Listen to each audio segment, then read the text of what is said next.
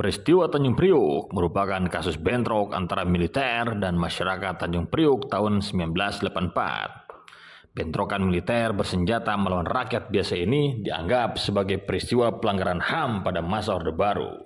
Dalam peristiwa itu, sebanyak 24 orang tewas dan 55 korban lainnya luka-luka.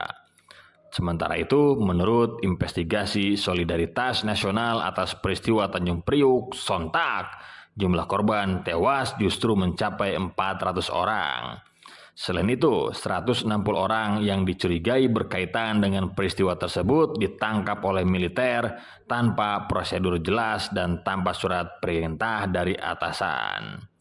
Peristiwa pelanggaran HAM tersebut dapat ditarik dari upaya-upaya penceramah di masjid dan musola di kawasan Tanjung Priuk yang kerap mengkritik Orde Baru. Para penceramah ini mengkritik berbagai kebijakan seperti penerapan asas tunggal Pancasila, pelarangan ceramah tanpa izin, pelarangan mengenakan kerudung bagi siswi SMA, dan sebagainya. Di samping itu, juga ada muatan politik secara spesifik yang melatar belakanginya, semisal pengkerdilan partai Islam dan organisasi Islam lainnya. Hal inilah yang kemudian mengundang datangnya orang-orang berlatar belakang militer ke kawasan tersebut dan mulai menertibkan masjid dan musola, khususnya musola As-Sa'adah.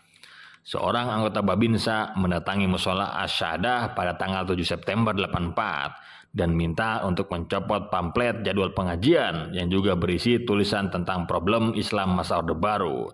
Tindakan seorang Babinsa itu tentunya melahirkan kemarahan masyarakat yang hadir dalam peristiwa tersebut.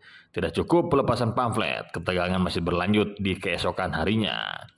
8 September tahun 1984, seorang oknum ABRI bernama Sertu Hermanu mendatangi musola As-Sa'adah dan minta pengurus musola itu menyerahkan pamflet yang dilepas kemarin.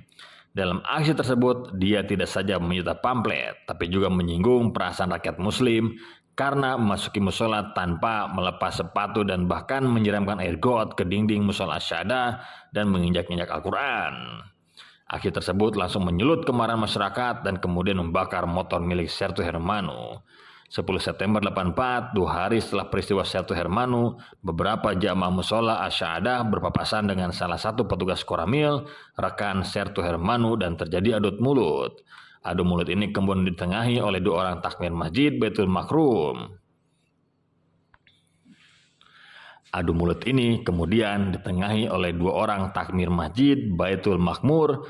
Mereka lantas diajak merundingkan masalah di sekretariat masjid. Perundingan untuk segera menyelesaikan masalah ternyata tidak kunjung membaik karena prajurit ABRI itu menolak menganggap masalahnya selesai. Di samping itu, massa telah berkumpul dan mendengar percakapan di dalam sekretariat dan turut kehilangan kesabaran dan membakar sebuah motor milik seorang marinir. Atas pembakaran tersebut, kedua takmir masjid yang menangani adu mulut tadi ditangkap bersama 2 orang lainnya. Berbagai upaya kemudian dilakukan untuk membebaskan keempat orang yang ditahan itu, tetapi hasilnya sia-sia.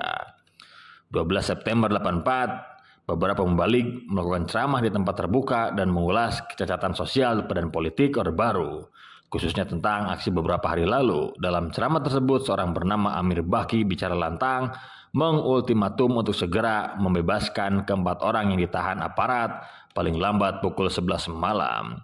Setelah ceramah-ceramah usai, sekitar 1.500 orang yang telah dikuasai amarah melakukan aksi demonstrasi menuju kantor Polsek dan Koramil. Beberapa sumber lain mengatakan bahwa beberapa orang melakukan aksi pengerusakan bangunan-bangunan selama perjalanan. Dalam perjalanan tersebut, tepatnya di jalan protokol, mereka kemudian dikepung oleh kelompok militer dari 2 arah dan disambut tembakan senjata api. Massa demonstran ditembaki oleh militer yang bersenjata lengkap secara membabi buta. Dalam sekejap, massa berhamburan dan bergeletak di jalan. Tidak sampai di situ, aparat keamanan juga menembakkan bazooka. Saat itu rumah sakit dilarang menerima korban tembak Tanjung Priuk, oleh karena itu para korban hanya dilarikan ke rumah sakit militer di tengah kota. Setelah korban diangkut, kemudian datang mobil pemadam kebakaran yang menyirami jalan yang tergenang darah. Kekejaman dalam peristiwa Tanjung Priuk ini kemudian dianggap sebagai pelanggaran HAM berat sebelum peristiwa kerusuhan Mei 98.